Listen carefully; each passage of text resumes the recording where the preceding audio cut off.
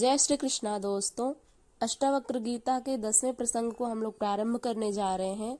इसमें ऋषि अष्टावक्र जी राजा जनक को इस संसार से तृष्णा और त्याग का उपदेश देते हैं। प्रथम सूत्र में वे कहते हैं, अष्टावक्र उवाच, अष्टावक्र जी बोले, विहाय वैरिणम कामम अर्थम चानर्थ संकुलम धर्ममप्येतयोर हेतुम सर्वत्रानादरम कुरु। अर्थात अष्टावक्र जी कहते हैं, वैर स्वरूप काम को और अनर्थ से भरे अर्थ को त्याग कर दोनों के कारण रूप धर्म को भी छोड़कर तू सबकी उपेक्षा कर। कहने का भाव यह है, पूर्व प्रसंग में अष्टावक्र जी ने बताया कि यह संसार द्वंद्वात्मक है। हमने पिछली वीडियोज में पढ़ा है 9वें प्रसंग में, जिसमें ऋषि अष्टावक्र जी यह समझाते हैं कि यह संसार द्वंद्वात्मक है। यहाँ पर हर चीज जोड़े में है, सुख दुख, ईर्ष्या द्वेष, प्रेम घृणा, दिन रात, गर्मी सर्दी इत्यादि, यही सब द्वंद्वात्मक है, जिसमें शांति है ही नहीं। अतः इसकी उपेक्षा करने से ही शांति प्राप्त हो सकती है। वासना का त्याग ही उसके प्रति उपेक्षा है। अब अष्टावक्र जी बता रहे हैं कि मोक्ष प्राप्ति में काम यानी हमारे मन की जो कामना होती है, जो वासना होती है, वह दुश्मन के समान है। हमारी मोक्ष प्राप्ति में जो बाधा बनती है वह हमारी कामना है, यानी इच्छाओं के प्रति, जो वस्तुओं के प्रति जो हमारी इच्छाएं होती हैं वही हमारे मोक्ष प्राप्ति में बाधा बनती हैं, वही दुश्मन होती हैं। जहाँ काम अर्थात कामना है वहीं संसार है, तथा अर्थ अथवा धन संपत्ति तो अनर्थ का कारण है ही। संसार के सारे अनर्थों के मूल में कामना और अर्थ ही है। जैसे हमारे जो ग्रंथों में 4 प्रकार के पुरुषार्थ बताए गए हैं, धर्म, अर्थ, काम और मोक्ष। इसमें जो काम और अर्थ हैं वे संसार के सारे अनर्थों का मूल कारण है। संसार में जितने भी अनर्थ होते हैं उनका मूल कारण ये 2 ही पुरुषार्थ हैं, काम और अर्थ। इन दोनों की उपेक्षा से ही मोक्ष का मार्ग प्रशस्त होता है। जब हम इन दोनों पुरुषार्थों की उपेक्षा करते हैं तब जाकर के मोक्ष का मार्ग खुलता है। यहाँ पर भी अष्टावक्र जी इन्हें छोड़ने की बात न कहकर उनकी उपेक्षा की बात कहते हैं। ना ये प्रशंसनीय है और ना ही निंदनीय, बल्कि उपेक्षा के योग्य है। आत्मज्ञानी को इनकी उपेक्षा करनी चाहिए, क्योंकि निंदा व प्रशंसा दोनों में कामना ही है। जब हम किसी व्यक्ति की निंदा करते हैं या जब हम किसी व्यक्ति की प्रशंसा करते हैं तो दोनों में ही हमारा काम भाव जो है वो निहित रहता है। यानी जब हम किसी की बुराई करते हैं तो भी वहां पर कोई न कोई काम वासना, या फिर जैसे मान लीजिए हम किसी की निंदा या बुराई क्यों करते हैं, क्योंकि हमारा उस व्यक्ति से कोई काम यदि नहीं निकलता है या फिर हम किसी को कुछ कहते हैं करने को, तो यदि सामने वाला व्यक्ति ना करे तो हमें अच्छा नहीं लगता है, इस नाते हम उसकी निंदा करते हैं। और इसी के विपरीत है प्रशंसा। हम किसी व्यक्ति की प्रशंसा तभी करते हैं जब वो हमारे अनुकूल आचरण करता है या फिर वो कुछ ऐसा कर्म करता है जिससे हमारा भी फायदा हो रहा हो, तो उस वक्त हम उसकी प्रशंसा करते हैं। तो इन दोनों ही परिस्थितियों में, निंदा और प्रशंसा दोनों में ही कामना निहित होती है। काम भाव जो है पुरुषार्थ में, जो तीसरा पुरुषार्थ है धर्म, अर्थ, काम, मोक्ष, तो काम जो है वो इन दोनों में वैर स्वरूप है। साथ ही अष्टावक्र जी इन दोनों के कारण रूप धर्म की भी उपेक्षा करने की बात कहते हैं।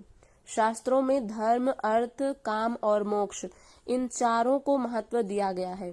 संसारी व्यक्ति को प्रथम 3 का सेवन करते हुए मोक्ष प्राप्ति की ओर ही बढ़ना चाहिए। प्रथम 3 यानी धर्म, अर्थ और काम, इन तीनों का सेवन करते हुए मोक्ष की प्राप्ति की ओर ही बढ़ना चाहिए, क्योंकि वही जीव की अंतिम स्थिति है और अंतिम पुरुषार्थ भी मोक्ष ही है। तो सबसे पहले हमें, जैसे हम लोग सीढ़ी चढ़ते हैं, उसी प्रकार से इन चारों पुरुषार्थों को पार करते हुए हमें अंत में मोक्ष का मार्ग जो है उसको चुनना चाहिए। तो धर्म, अर्थ, काम और मोक्ष, इस प्रकार से हमें प्रथम 3 पुरुषार्थों का सेवन करते हुए मोक्ष प्राप्ति की ओर ही बढ़ना चाहिए, क्योंकि प्रत्येक जीव की जो अंतिम स्थिति है वह मोक्ष प्राप्ति ही है। किंतु मोक्ष प्राप्ति से ध्यान को हटाकर बाकी 3 का सेवन करते रहना ही भोगवादी दृष्टि है। अब इसका अर्थ ये नहीं है कि धर्म, अर्थ, काम ये तीनों पुरुषार्थ नहीं करने हैं। कामना भी होनी चाहिए, लेकिन कामना भी ऐसी हो जो मोक्ष प्राप्ति में सहायक हो, क्योंकि अंत में तो जीव को वहीं पर जाना है। इसलिए यहाँ पर ऋषि अष्टावक्र जी कहते हैं कि जीव की जो अंतिम स्थिति है वह मोक्ष है, और प्रथम 3 का सेवन करते हुए, जो प्रथम 3 पुरुषार्थ हैं उनका सेवन करते हुए ही हमें मोक्ष की प्राप्ति हो सकती है। तो मोक्ष की प्राप्ति में ये तीनों सहायक हैं। जैसे सीढ़ी चढ़ते हुए हम छत पर पहुंच जाते हैं, उसी प्रकार से इन तीनों पुरुषार्थों का सेवन करते हुए हम मोक्ष की प्राप्ति की ओर बढ़ते हैं। तो यहाँ पर इन तीनों में ही उलझ कर नहीं रह जाना है। जैसे सांसारिक मनुष्य जो है वो धर्म, अर्थ और काम में ही उलझ करके रह जाता है, उसे मोक्ष का ध्यान नहीं रहता है। तो ऐसे व्यक्तियों को ऋषि अष्टावक्र जी कहते हैं कि वे भोगवादी हैं। केवल उनका जो मन है, उनकी जो कामना है, केवल भोग वासना में लगती है, विषय वस्तुओं के प्रति जो आसक्ति है उन्हीं में लगती है। लेकिन जीव की जो अंतिम स्थिति है वो तो मोक्ष की प्राप्ति है। तो मोक्ष प्राप्ति से ध्यान को हटाकर यदि हम बाकी 3 का सेवन करते हैं तो हम भोगवादी कहलाते हैं। यह भोगवादी दृष्टि है एवं मोक्ष का ध्यान रखकर इनका सेवन करना धर्म सम्मत माना गया है। जब व्यक्ति को यह ज्ञात हो जाए कि हमें मोक्ष चाहिए, क्योंकि जीव की अंतिम अवस्था तो वही होती है मोक्ष, तो इस प्रकार से जब हमें यह ज्ञान रहता है हमारे मन मस्तिष्क में, और इस प्रकार हम मोक्ष को ध्यान में रख करके बाकी 3 पुरुषार्थों का सेवन करते हुए मोक्ष के तरफ आगे बढ़ते हैं, तो यह धर्म सम्मत माना गया है। क्योंकि इन तीनों को पार किए बगैर हम मोक्ष को भी नहीं प्राप्त कर सकते। तो जो हमारा अंतिम लक्ष्य है, जो अंतिम सत्य है, उसको हम जब स्वीकार कर लेते हैं और उसके बाद हम जो बाकी कर्म करते हैं तो हम उनमें, उन कर्मों में उलझते नहीं हैं। जब हमारे मस्तिष्क में यह बात बैठी रहेगी कि हमें मोक्ष चाहिए, अंतिम अवस्था हर व्यक्ति की मोक्ष प्राप्ति ही होती है, मोक्षावस्था ही होती है, तो जब वो ऐसा सोच करके धर्म, अर्थ और काम इन 3 पुरुषार्थों में लगेगा तो वह धर्म सम्मत होगा। नहीं तो बाकी जो सांसारिक मनुष्य हैं वे केवल धर्म, अर्थ और काम में ही लिपटे रहते हैं, उन्हें मोक्ष का ध्यान ही नहीं रहता है।